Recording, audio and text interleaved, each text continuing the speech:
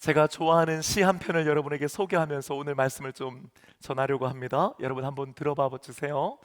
제가 신앙송은 잘 못하지만은 여러분 은혜롭게 한번 들어주시면 감사하겠습니다. 마음이 아플 때 꼭 하루씩만 살기로 했다. 몸이 많이 아플 때 꼭 한순간씩만 살기로 했다. 고마운 것만 기억하고 사랑한 일만 떠올리며 어떤 경우에도 남의 탓을 안 하기로 했다. 고요히 나 자신만 들여다보기로 했다. 이혜인 수녀님의 어떤 결심이라고 하는 시입니다. 여러분 좋지요? 표정 보니까 뭐 별로 여러분 이 내용 중에 이런 내용이 있잖아요. 마음이 많이 아플 때, 몸이 많이 아플 때.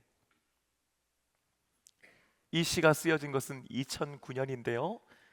이때 이혜인 수녀님은 대장암 3기 판정을 받고 수술과 28번의 방사선 치료와 30번의 항암 치료를 받고 있는 중이었다고 합니다. 그러니까 여러분 이 시는요, 깔끔하게 정갈하게 치워진 수녀님의 책상 위나 혹은 예쁜 꽃들이 만발한 수녀원 그 나무 그늘 아래서 지어진 시가 아니고요, 소독 냄새가 진동하는 수술실, 몸이 너무 아파서 이리저리 뒤척이면서 잠 못 이루는 그 병실에서 지어진 시였던 겁니다. 만약 우리가 대장암 3기 판정을 받고 수술을 받고 28번의 방사선 치료와 30번의 항암 치료를 받고 있는 중이라고 여러분 한번 생각해 보세요. 만약 그런 와중이라면 여러분은 어떤 결심을 하시겠어요? 여러분은 어떤 결심할 것 같아요? 이런 거 아닐까요? 나는 반드시 이 암과 싸워서 이길 거야. 혹은요, 난 절대로 포기하지 않으려. 난 안 죽어. 나 이제 매일부터 식이요법하고 나 안아돈 운동 나 이제 오늘부터 시작할 거야. 나 하루에 1시간은 할 거야. 뭐 이런 거 아니겠어요? 아니면요, 나는 내 배우자에게 혹은 내 자식들에게 약한 모습 절대 안 보일 거야. 뭐 그런 결심들 말이에요. 하나같이 내가 이 병을 이기고 병이 낫기 위한 아주 구체적인 실제적인 결단들을 우리는 아마 하게 되지 않을까 싶습니다. 그런데요, 이혜인 수녀님은 좀 다른 결심을 하는 거지요. 뭡니까? 꼭 하루씩만 살기로, 꼭 한순간씩만 살기로, 고마운 것만 기억하고 사랑한 일만 떠올리기로 결심합니다. 어떤 경우에도 남의 탓 안 하고 나 자신만을 들여다보겠다고 결심합니다.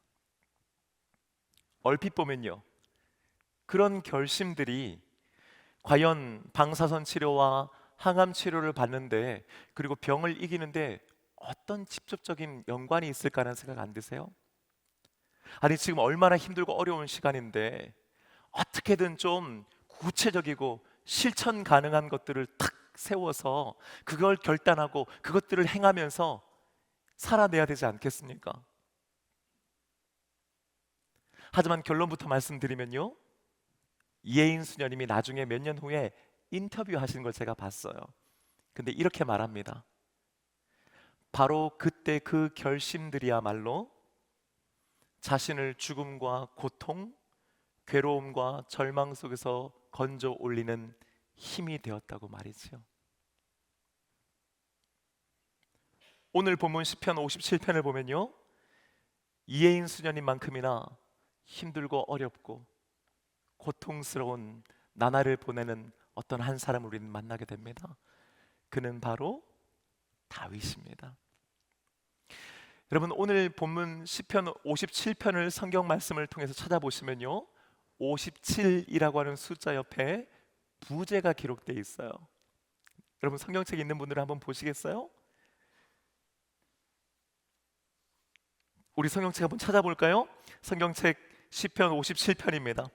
제가 가지고 있는 성경은요 843쪽에 있습니다.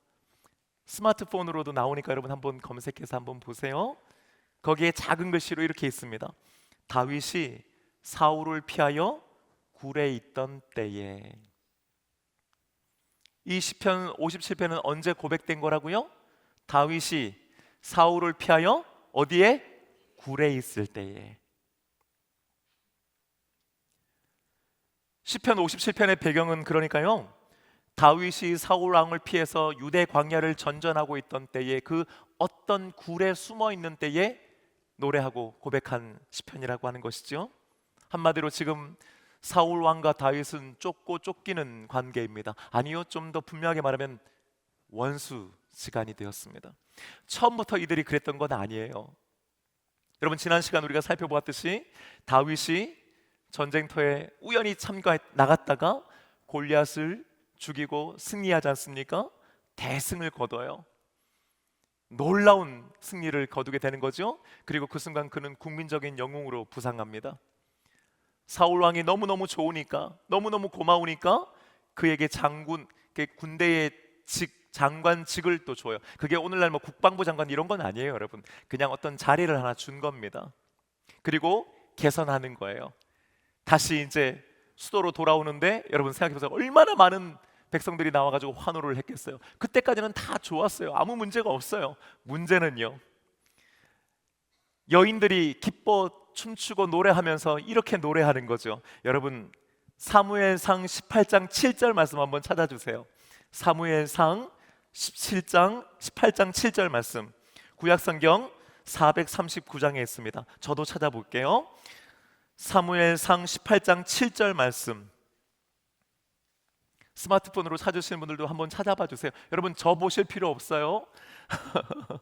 여러분 찾아보세요. 한번 함께 읽어봅니다. 사무엘상 18장 7절 시작. 여인들이 뛰놀며 노래하여 이르되 사울이 죽인 자는 천천히요 다윗은 만만이로다 한지라. 아멘. 이 하나 때문에요. 이것 때문에 사울의 인생도 바뀌고 다윗의 인생 바뀝니다. 그 다음 이어지는 말씀 보니까요 사울이 그 말에 불쾌하여 심히 노했다고 기록하고 있어요. 엄청나게 화냈다는 거죠. 그뿐만이 아니에요. 거기서 끝나지 않았어요. 바로 그때부터요 그 소년 다윗을 시기하고 질투합니다. 그리고 그를 잠재적인 자신의 적으로 규정하고 견제하죠. 뿐만 아니에요.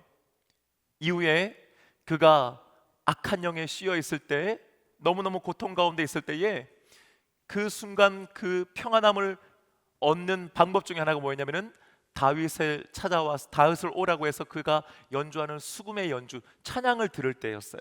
그때 그의 마음이 잠시나마 평안해지는 겁니다. 문제는 뭐냐? 그러는 사이에 2번이나 창을 던져서 다윗을 죽이려고 시도했다는 거예요. 여러분 생각해 보세요. 자기가 지금 악한 영에 씌어가지고 고통받고 있어서 그걸 위로해주고 그걸 이기게 해주려고 찬양해주는데 그런 다윗을 죽이는 거예요. 사랑하는 여러분, 찬양의 힘이 있는 줄로 믿습니다. 찬양의 능력이 있습니다. 오늘 이제 성가대석이 저렇게 돼가지고 우리 2부 성가대가 앞에 와서 이렇게 앉아서 찬양해 주시는데 얼마나 좋은지 몰라요. 여러분은 뒤에서 들으시면 저는 앞에서 들으시잖아요. 그리고 말씀 이렇게 앞에서 안자리에서 앉아서 집중해 들어주시니까 너무너무 그게 감사합니다. 여러분 그렇습니다.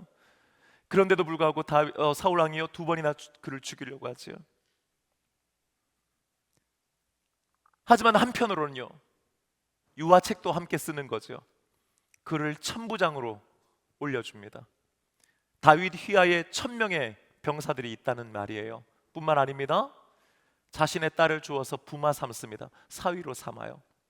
왜 그렇게 한 거예요? 좋아서요? 잘해보려고요? 아니요. 가까이 두면서 지켜보려고요. 그러다가요 어느 날 한 번 더 사고가 일어납니다. 이 둘의 관계에 파국이 생기는 거죠. 사울왕이 다시 한번 창을 들어 그를 죽이려고 하는 겁니다. 다윗이 이번에도 가까스로 피하고요 집으로 도망갑니다. 보통은요, 이전에 두 번에는 그러면 그걸로 그냥 끝났어요. 아유, 내가 잘못했다. 근데 이번엔 그렇지 않았습니다. 군사를 집으로 보내는 겁니다. 무슨 말입니까? 이번에는 진짜 죽여버리려고 하는 겁니다. 다윗이요, 뒤도 돌아보지 못하고 도망칩니다. 아무것도 챙기지 못하고 아무런 준비 없이 도망자의 신세가 되기 시작하는 거지요. 다윗을 향한 사울 왕의 추격은 집요했습니다. 무엇보다도요, 무서웠던 것은요, 다윗을 철저하게 고립시키려고 했던 거예요. 무슨 말이냐면은 다윗이 누군가에게 도움을 청해서 누군가 도움을 주면요, 그 사람 죽여버립니다. 어느 정도였느냐 하면은 다윗이 도망치면서 아무것도 먹지 못해서 허기진 거예요. 게다가 아무런 무장도 갖추지 못한 상태였습니다. 도망가다가 제사장이 있는 아히멜렉의 집에 들어가가지고 먹을 것을 좀 달라고 해서 먹을 것을 먹고요, 무기를 좀 달라고 했더니 마침 거기에 그 옛날 자기가 죽였던 그 골리앗 있죠? 골리앗이 사용하던 칼이 있어서 그 칼을 받아가지고 도망갑니다. 근데 누군가가 그걸 고자질하는 거예요. 고발하는 거예요. 사울왕이요, 제사장 아히멜렉과 그 제사장 집안에 있는 모든 남자를 다 죽여버립니다. 여러분, 제사장을 죽입니다. 그것이 주는 메시지가 뭐예요? 제사장 아니라 그 누구라도 다윗과 연결되면 다 죽는다, 이걸 얘기하는 거죠. 이제 이스라엘 안에는요, 다윗을 도우려고 하는 사람이 한 명도 없는 겁니다. 철저하게 고립되는 거예요.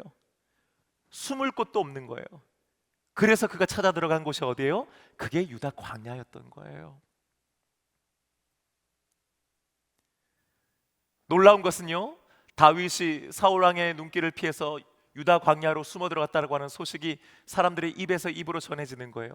그런데요, 그때 당시에 사울 왕의 치하에서 고난받고 고통받고 억울한 일을 당하고 그 다음에 가난했던 사람들, 그런 사람들이 뭐 누구랄 것 없이 모이기 시작하는데요, 그게 한 400명쯤 됐습니다.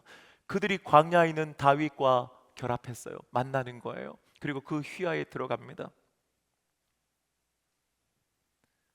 사울왕은 군대를 동원해서 몇 번이나 다윗을 추격하기도 했지요. 그리고 정말 거의 잡을 뻔하기도 했었습니다. 여러분, 한번 생각해 보세요.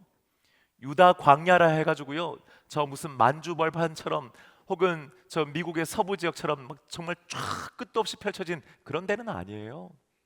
팔레스타인 땅은 작습니다. 우리 남한 면적보다도 적은 땅이에요. 거기에서 못 빼고 광야인데요, 여러분. 그 광야에서 군대가 자신을 추격하고 수색한다고 생각해 보세요. 하루라도 발 뻗고 편히 잘 수 있었겠습니까? 아니요. 매일매일 순간순간마다 이동해야 했을 겁니다. 하루는요, 다윗이 사울 왕의 추격을 겨우 피해서 유다 광야의 어느 굴에 들어가 숨어 있는 거예요. 몸은 천근만근 무겁지요. 피곤한데 너무너무 무섭고 두려우니까 잠은 오지 않는 거예요. 여러분, 왜 그런 밤이 있잖아요. 너무너무 피곤한데 잠이 안 오는 거예요. 그러면서 그는 자신의 처지를 이렇게 고백합니다. 여러분, 4절 상반절 말씀 한번 읽어봅니다. 함께 읽겠습니다. 시작. 내 영혼이 사자들 가운데 살며 내가 불사르는 자들 중에 누웠으니. 아멘. 내 영혼이 사자들 사이에 있어요. 불사지르는 사람들 사이에 있단 말이죠. 어떤 상황인지 아시겠죠? 그뿐만 아니에요. 온통 주변에요, 자신을 삼키려고 하는 비방하는 사람들밖에는 없다는 거예요. 그들의 이빨은 하나같이 창과 화살이요, 그들의 혀는 날카로운 칼 같도다. 그가 고백하고 있는 겁니다. 여러분, 왜 우리들도 내가 지금 마음이 참 힘든데 그냥 무심결에 누가 한 마디 툭 던지면 그 말이 내 마음에 와서 콕 박힐 때가 있잖아요.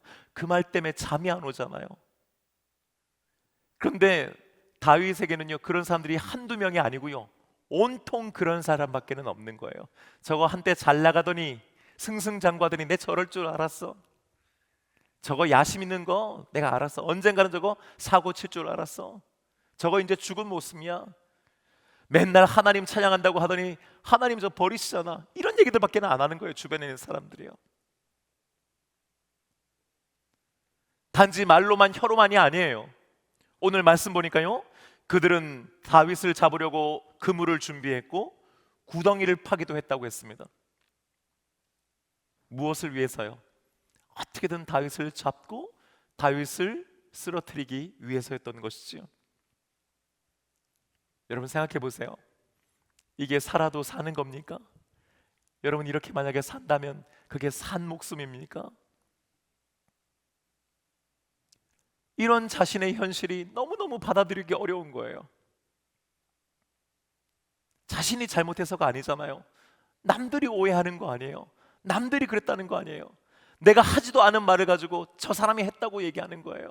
내가 하지도 않은 행동 때문에 내가 오해를 받는 거예요. 너무너무 답답한 거예요. 그러면서 자신을요 이렇게 얘기합니다. 자신의 심정을요, 내 영혼이 억울하도다 하는 거예요. 너무너무 억울한 거예요. 도대체 내가 뭘 잘못했지? 내가 왜 이런 대접을 받아야 되지 하는 겁니다. 억울한데요, 그 억울한 게 지나면 화가 납니다. 여러분 생각하면 할수록 화가 나요. 이런 생각 해보지 않았겠어요? 그냥 죽기 살기로 한번 덤벼? 왜 그런 말 있잖아요. 쥐도 궁지에 몰리면 뭐를 물어요? 고양이를 물잖아요. 지금 다윗의 상황이요 딱 그 쥐인 거예요. 어차피 이러다가 언젠가 잡혀서 죽는데 한번 찍소리라도 한번 할까? 한번 쳐받을까? 죽기 살기로 한번 싸워볼까? 이런 생각 여러분 하지 않았겠습니까? 문제는요, 억울한데 화가 났는데 다윗이 할 수 있는 게 없는 거예요. 어쩌면요 아무것도 할 수 없다라고 하는 것이 그를 더욱 절망스럽게 했을지도 모르죠. 가만히 있을 수는 없는데 그렇다고 뭔가 할 수도 없고, 더군다나요 누구의 도움도 기대할 수가 없고요, 이제는 자신의 혼자도 아니잖아요. 자신을 믿고 따라와주는 한 400명의 사람들도 있으니까 이게 내 목숨만 걸린 문제가 아니고 저들의 목숨도 걸려있는 문제니까 여러분 얼마나 고민스러웠겠어요. 한번 쳐받을까? 아니면 항복할까? 늘 이 두 가지를 놓고 수도 없이 고민하는 삶을 살지 않았겠습니까? 그런데 여러분 그런 가운데서 다윗이요 중요한 결심을 하나 합니다. 1절 말씀 우리 함께 읽겠습니다. 1절 말씀은 우리 여러분 나눠드린 종이에 있으니까요, 속지에 있으니까 여러분 우리 함께 한번 읽어보십시다. 시작. 하나님이여 내게 은혜를 베푸소서. 내게 은혜를 베푸소서. 내 영혼이 주께로 피하되 주의 날개근을 아래에서 이 재앙들이 지나기까지 피하리이다. 아멘. 아멘. 그는 일단 우선은 하나님께 은혜를 베풀어 달라고 기도합니다. 은혜를 베풀어 주옵소서 하는 거예요.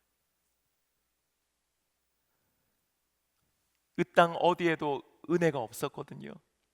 그 누구로부터도 은혜를 기대할 수가 없었거든요. 하지만 오직 하나님은 은혜의 하나님이요 은혜 베푸시는 하나님이심을 그가 믿었는 줄로 믿습니다. 그렇게 해요 여러분, 그는요 자신을 쫓아오는 사울 왕에게 은혜를 구하지 않고요 하나님께 은혜를 구하는 것인 줄로 믿습니다. 내게 은혜를 베푸소서. 내게 은혜를 베푸소서. 여러분 우리의 그 어떠한 말보다, 우리의 어떤 기도보다 이 말이 하나님의 마음을 움직이는 줄로 믿습니다. 분당 우리 교회 이찬수 목사님이요 가끔 설교하실 때에 성도들에게 이걸 시키세요. 여러분 우리 함께 고백합시다. 함께 부르짖읍시다. 뭐라고요? 내게 은혜를 베푸소서 하는 거예요. 여러분 함께 따라 볼까? 주여 내게 은혜를 베푸소서. 지금 3분 정도 안 하고 계세요. 다시 한번 할게요. 주여 내게 은혜를 베푸소서. 이 은혜가 있게 되시기를 주님의 이름으로 축복합니다. 여러분 은혜라고 하는 게 뭐예요? 쉽게 말하면 덤이에요. 덤. 여러분 만약에 여러분이 지금 살아온 걸로 하나님께 평가받는다면 여러분 자신 있으세요? 여러분이 지금까지 말하고 행동한 그대로 하나님이 되돌려 주신다면, 우리에게 하신다면 여러분 자신 있으세요? 우리는 그래서 뭐가 필요해요? 덤. 나는 요만큼 했지만 하나님 요만큼만 보지 마시고 하나님 내게 은혜 주셔서 덤으로 더하여 주시옵소서 하는 겁니다. 그때 하나님께서 은혜 베푸시는 줄로 믿습니다. 다윗이 그걸 알았던 거예요. 그걸 믿었던 거예요. 그러면서 뭐라고 합니까? 내 영혼이 주께로 피하되 주의 날개 그늘 아래에서 이 재앙들이 지나기까지 피하리이다. 할렐루야. 뭐예요? 나는 주님께로 피하겠습니다는 거예요. 근데 구체적으로 어디예요? 거기가 주의 날개 그늘 아래인 거죠. 언제까지요? 언제까지? 이 재앙들이 지나기까지. 다윗은요 지금 자신의 상황을 한마디로 이렇게 정의한 거예요. 이건 재앙인 거예요. 재앙. 어떻게 할 수가 없는 거예요. 자신의 의도와는 상관없이 몰아닥치는 엄청난 불행이에요. 너무너무 힘든 거예요. 그리고 이게 앞으로 어떻게 진행될지도 그는 알 수 없는 거죠. 하지만 그가 확실하게 알았던 두 가지가 있습니다. 첫 번째, 주님의 날개 그늘 아래가 제일 안전하다는 사실인 줄로 믿습니다. 두 번째는요, 주님의 날개 그늘 아래에서 이 재앙이 다 지나갈 때까지 나는 거기에 있겠습니다 하는 거예요. 여러분 한번 생각해 보세요.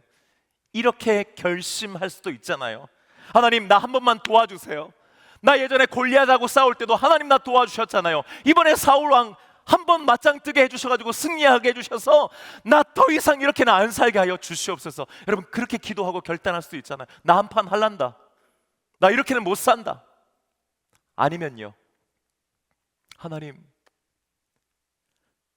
나 항복할 테니까, 나 지긋지긋하니까, 나 오늘 그냥 항복하니까 대신에 사울 왕의 마음을 좀 만져주셔서 내가 좀 긍휼을 입게 하여 주시옵소서 하는 거예요. 여러분 그런 기도도 가능하잖아요. 그렇게 기도할 법도 하잖아요. 나 그냥 항복하기로 결단했다. 나 그냥 오늘 항복한다. 더는 이렇게 안 산다. 이도저도 아니면요, 하나님은 어떻게 해야 될지 모르겠으니까 하나님 이끄신 대로 저 갈게요. 하나님 하나만 좀 결정해서 좀 내 삶에 일어나게 해주세요. 그렇게 하든지요.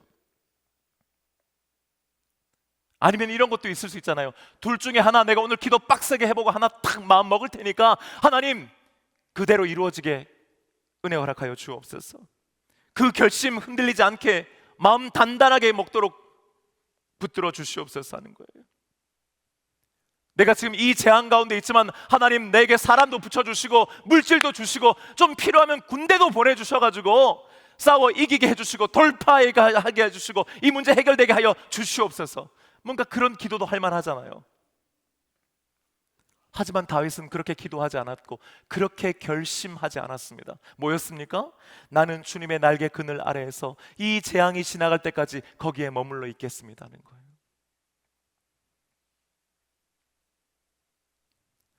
주 날개 민 내가 편안히 쉬네. 밤 깊고 비바람 불어쳐도 아버지께서 날 지켜주시니 거기서 편안히 쉬리로다. 주 날개 밑 평안하다. 그 사랑 끊을 자는요. 주 날개 밑 내 쉬는 영혼 영원히 거기서 살리.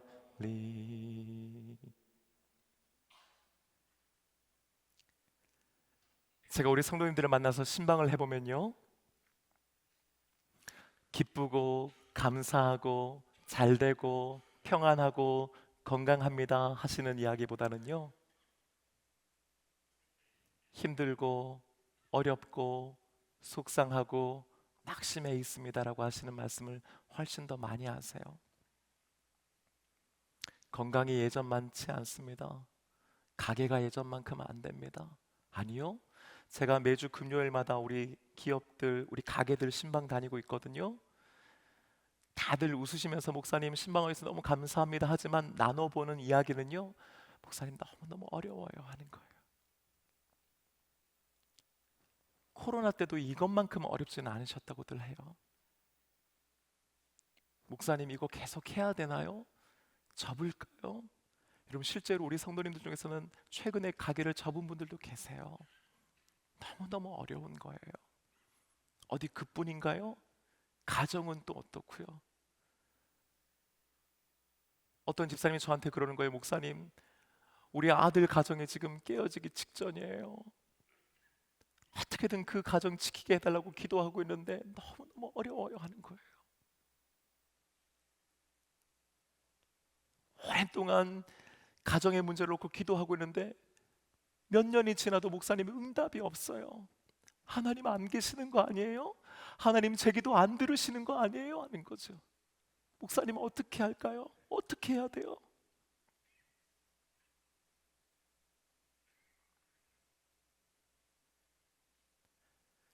여러분 이럴 때 목사가 뭔가 좀 탁 단호하고 명쾌하게, 그쵸? 정말 은혜로운 말씀, 꼭 맞는 말씀을 탁 전해드려서 여러분들이 좀 힘을 내고 좀 일어서실 수 있도록 해드리면 너무너무 좋은데, 여러분 그런 얘기를 듣고 나서요, 제가 여러분들께 드릴 수 있는 말은 하나밖에 없는 거예요. 지사님 기도해야죠. 권사님 우리 같이 기도해요. 의뢰하는 얘기지만 여러분 목사가요, 그런 얘기밖에는 할 수 없어서 때로는 너무 죄송할 때가 있어요. 진짜 하나님 이 문제 좀 해결해 주시옵소서 하는 거죠. 때로는 목사로서 너무 무기력하다는 생각을 할 때가 있어요. 목사님 또 뭐 기도하자고 하는 거지, 목사님 뭐 늘 그렇게 얘기하시겠지. 그 뻔한 말이 될까 봐 저는 너무 그게 두렵거든요. 그런데 이번 주에 제가 말씀 준비하는데요, 하나님께서 저한테 이런 은혜를 주시는 거예요.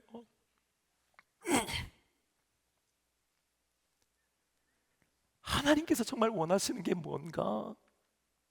어떤 상황에서도, 어떤 재앙 가운데서도 주님의 날개 그늘 아래 머물러 있는 것인 줄로 믿습니다.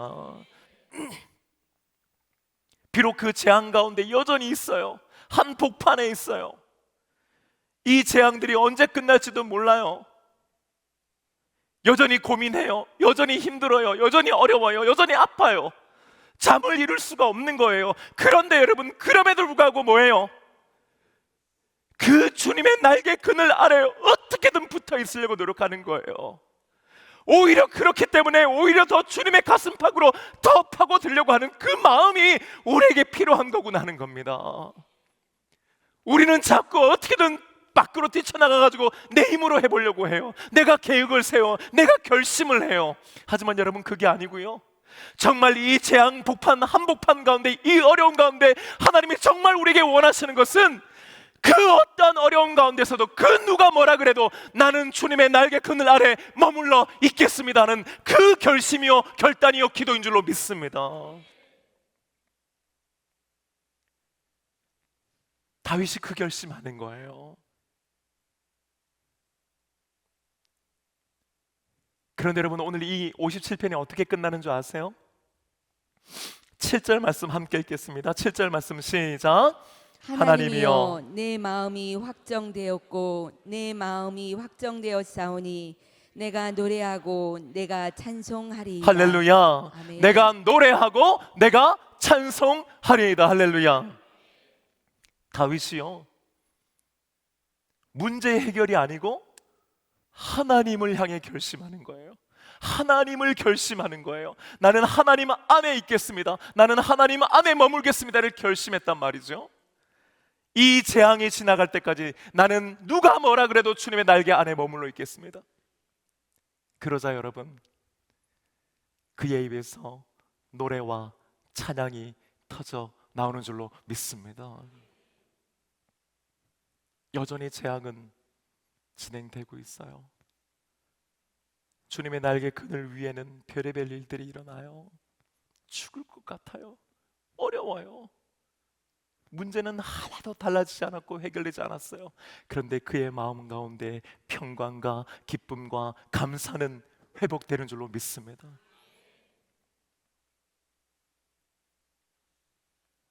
사랑하는 여러분, 이번 한 주간 우리 이거 한 가지는 결심하십시다.